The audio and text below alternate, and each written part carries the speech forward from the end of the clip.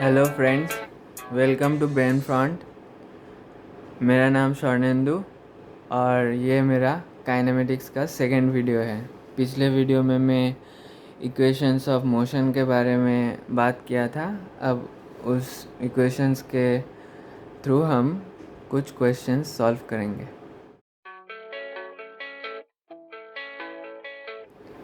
तो ये देखिए पहला क्वेश्चन।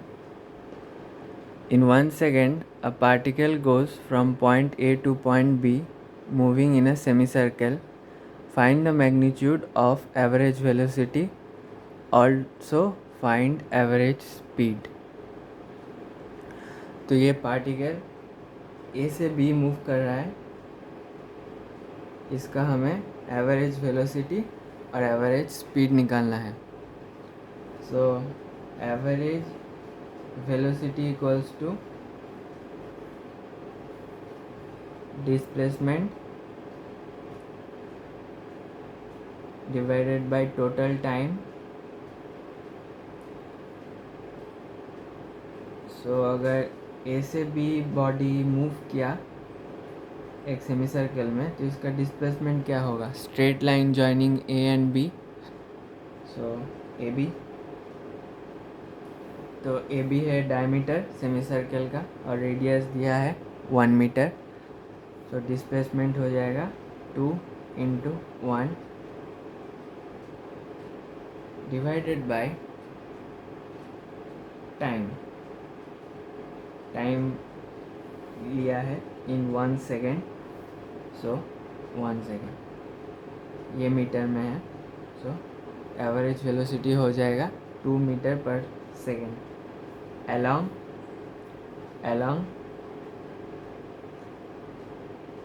ए बी वेक्टर। यहाँ पर सिर्फ मैग्नीट्यूड बोला है तो 2 मीटर पर सेकेंड आंसर होगा। हमें एवरेज स्पीड भी निकालना है। एवरेज स्पीड का फॉर्मूला क्या है? Average speed equals to total distance divided by time. अब देखिए डिस्टेंस क्या कवर हुआ? इस कर्व के अलाउंग, मतलब सरकमफेरेंस के अराउंड सेमी सर्कल का। सो ये हो जाएगा pi R divided by 1 second, मतलब pi into 1 metre divided by 1 second, 3.14 metre पर सेकेंड। ये है आपका एवरेज वेलोसिटी और एवरेज स्पीड। चलिए देखते हैं सेकेंड क्वेश्चन। ये है a particle is moving along x-axis. Its x-coordinate varies with time as x equals to 2t square plus 4t minus 6। x metre में है और टाइम सेकेंड में है। Average velocity from t equals to 0 to t equals to 2 second हमें निकालना है। यह है x एक्सिस का जो कोऑर्डिनेट, उसका इक्वेशन टाइम के रिस्पेक्ट में दिया है। सो हमें क्या करना है? एवरेज वेलोसिटी निकालना है। तो एवरेज वेलोसिटी का फॉर्मूला क्या है? Average velocity equals to displacement divided by time. Displacement कैसे निकलेगा? t इक्वल्स टू 0 से t इक्वल्स टू 2 में हमें चेक करना है डिस्प्लेसमेंट। तो हम t इक्वल्स टू 0 पुट करेंगे यहाँ, उस समय x का कोऑर्डिनेट निकलेगा 0 सेकेंड टाइम पे, और फिर 2 सेकेंड को भी पुट करेंगे तो t इक्वल्स टू 2 में हमें x कोऑर्डिनेट निकलेगा। फिर दोनों को माइनस करके हमें x के अलोंग डिस्प्लेसमेंट मिलेगा।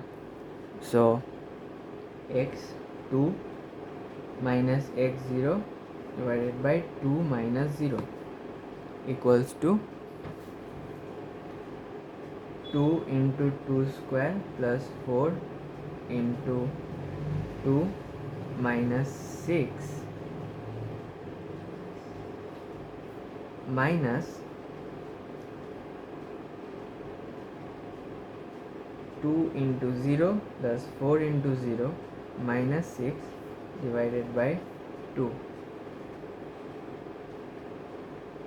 8 plus 8 minus 6 plus 6 divided by 2 equals to 8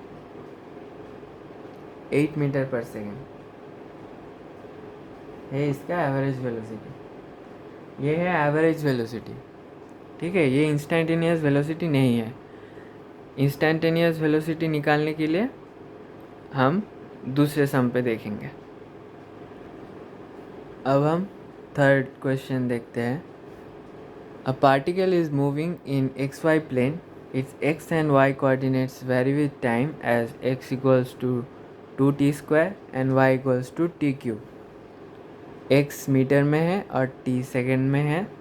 हमें एवरेज एक्सेलरेशन निकालना है t equals to 0 to t equals to 2 second. यहाँ पर एवरेज एक्सेलरेशन जो है उसको हमें ध्यान देना है, इंस्टेंटेनियस नहीं, average acceleration. So average acceleration का फॉर्मूला लिखते हैं पहले। Average acceleration equals to change in velocity, change in instantaneous velocity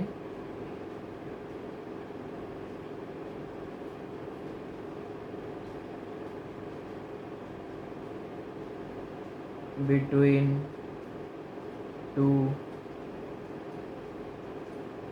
or in a time interval divided by time interval। सो हमें टाइम के रिस्पेक्ट में x और y का कोऑर्डिनेट पता है, तो हम इससे क्या निकाल सकते हैं, इंस्टेंटेनियस वेलोसिटी निकाल सकते हैं। इंस्टेंटेनियस वेलोसिटी कैसे निकालें? इंस्टेंटेनियस वेलोसिटी vx, x के अलावा जो इंस्टेंटेनियस वेलोसिटी है वो हम क्या लिख सकते हैं, dx dt, which is equal to d dt 2t square equals to 4t। और v के अलावा y के अलावा इंस्टेंटेनियस वेलोसिटी वो होगा dy dt equals to d dt of t cube equals to 3t square। So instantaneous velocity x direction में 4t है, instantaneous velocity y direction में 3t स्क्वायर है। अब ये वेलोसिटी है तो इसे हमें वेक्टर के टर्म्स में लिखना है। तो वेलोसिटी क्या लिख सकते हैं हम, velocity equals to 4t i cap plus 3t square j cap. ये i कैप और j कैप, i x के अलॉन्ग, j y के अलॉन्ग, ये है instantaneous velocity at any time, instant. So अब हम एक्सेलरेशन निकाल सकते हैं, एवरेज एक्सेलरेशन। इंस्टेंटेनियस वेलोसिटी हमें t इक्वल्स टू 0 और t इक्वल्स टू 2 में, दोनों में फाइंड करना है।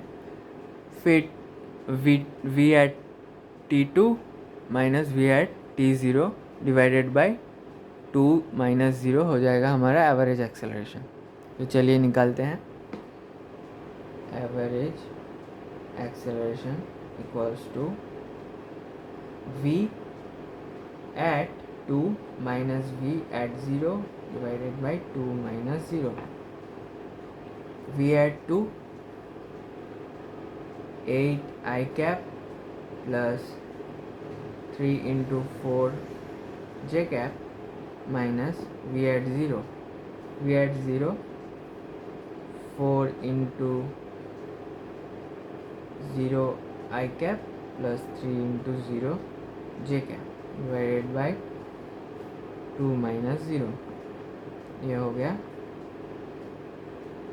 8 I cap plus 12 j cap divided by 2 मतलब 4i cap plus 6j cap.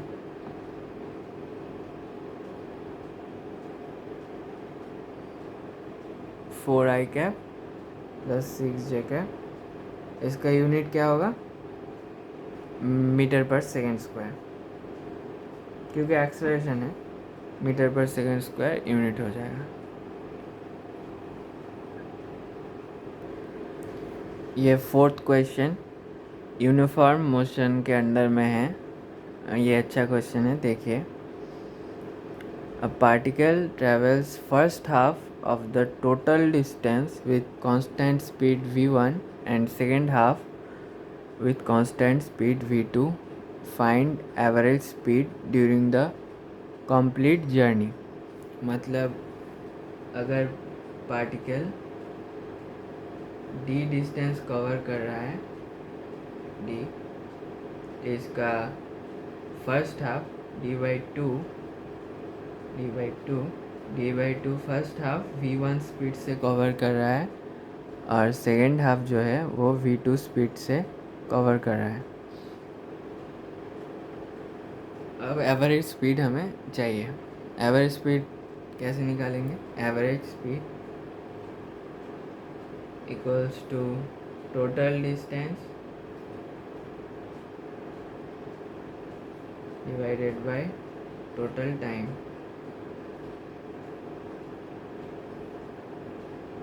Total distance क्या है? d है, हमें वो ले लिया, हमने d ले लिया। अब आई total time. So first half जाने में कितना टाइम लगा? वो होगा डिस्टेंस बाय स्पीड। फर्स्ट जो हाफ है उसे जाने में कितना टाइम लगा होगा? डिस्टेंस बाय स्पीड, स्पीड है equals to distance by time. So time equals to क्या होगा? Distance by speed. So first half जाने में d/2v1 लगा होगा। यह है फर्स्ट हाफ का टाइम। और सेकेंड हाफ का टाइम क्या होगा? फिर से d/2, सेकेंड हाफ में भी d/2 डिस्टेंस कवर हुआ, पर इस बार v2 वेलोसिटी से हुआ। तो इस बार टाइम कितना होगा सेकेंड हाफ में? d/2v2। तो ये हो जाएगा total time d/2v1 plus d/2v2। सो अब इसको सिंप्लीफाई करते हैं।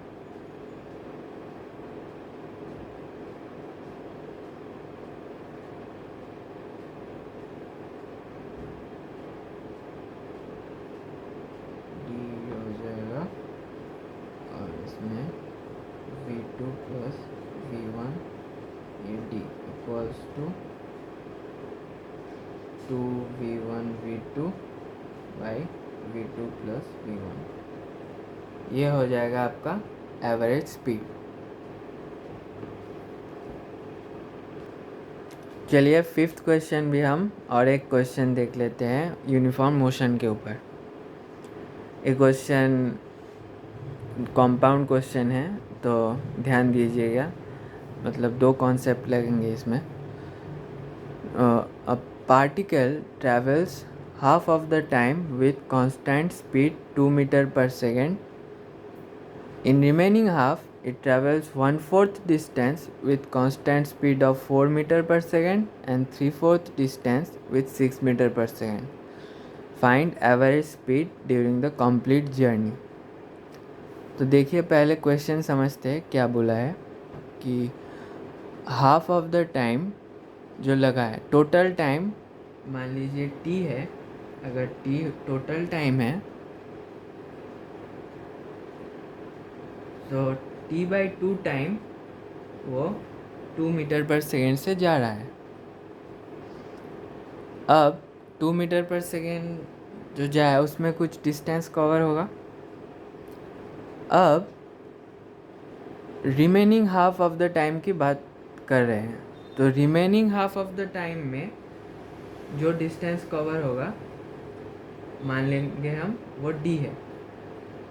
ये सेकेंड हाफ में है, ये सेकेंड हाफ का है। ये सेकेंड हाफ का है जो हम डी डिस्टेंस कवर कर रहे हैं। इसका 1/4 distance, it travels 1/4 distance with constant speed of 4 metres पर सेकेंड। मतलब ये जो डी है जो हम सेकेंड हाफ में कवर कर रहे हैं, इसका 1/4 डिस्टेंस हम कांस्टेंट स्पीड 4 मीटर पर सेकेंड से कवर कर रहे हैं और 3/4 6 मीटर पर सेकेंड। सो D/4 हम 4 मीटर पर सेकेंड से कवर कर रहे हैं और 3D/4 हम 6 मीटर पर सेकेंड से कवर कर रहे हैं। ये है क्वेश्चन का जो इन्फॉर्मेशन हमें दिया है। हमें पूछा है कि एवरेज स्पीड क्या है। तो हम पहले क्या करते हैं, हम जो रिमेनिंग हाफ टाइम है इसका हम पहले एवरेज स्पीड निकालते हैं। इस रिमेनिंग हाफ टाइम के लिए, सिर्फ पूरे मोशन के लिए नहीं, रिमेनिंग हाफ टाइम के लिए जो सेकेंड पार्ट में है। तो उसके लिए अगर हम एवरेज स्पीड निकालें, average speed during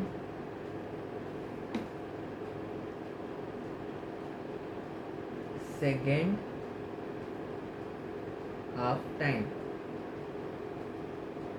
equals to जो डिस्टेंस कवर हुआ है d डिवाइडेड बाय टाइम। जो टाइम क्या होगा, D/4 4 मीटर पर सेकेंड से कवर कर रहा है। सो टाइम हो जाएगा डिस्टेंस बाय स्पीड, मतलब D/16 plus 3D/4 divided by 6, 3D/24 equals to, इसमें होगा हमें सेम होगा 48 और 3D 9D D 6D, हाँ, तो हो जाएगा 48/9 मीटर पर सेकेंड। 48/9 मीटर पर सेकेंड होगा सेकेंड हाफ टाइम का एवरेज स्पीड। तो अब हम टोटल एवरेज स्पीड के लिए जाएंगे, मतलब average speed during the whole motion. तो एवरेज स्पीड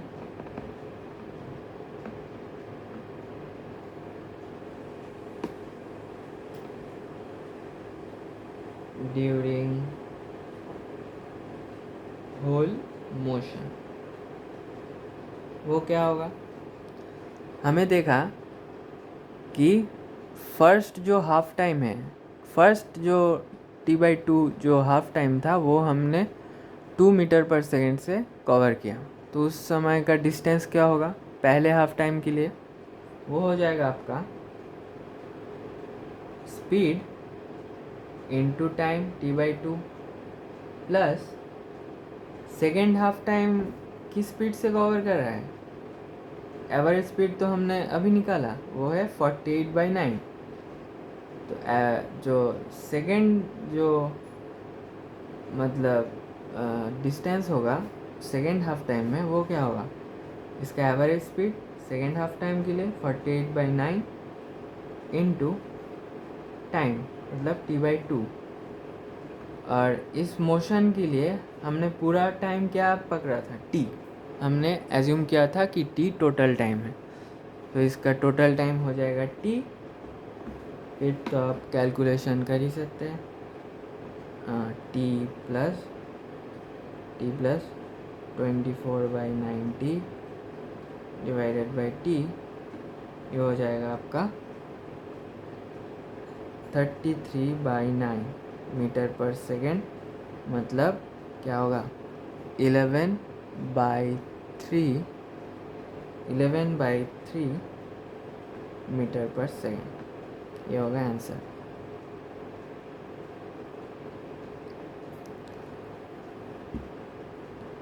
तो चलिए फ्रेंड्स, इस वीडियो तक इतना ही। नेक्स्ट वीडियो में मैं और भी प्रॉब्लम्स दूंगा इस इक्वेशंस ऑफ मोशंस के मतलब इन्वॉल्व करके। सो तब तक goodbye, thank you friends. and have a nice day.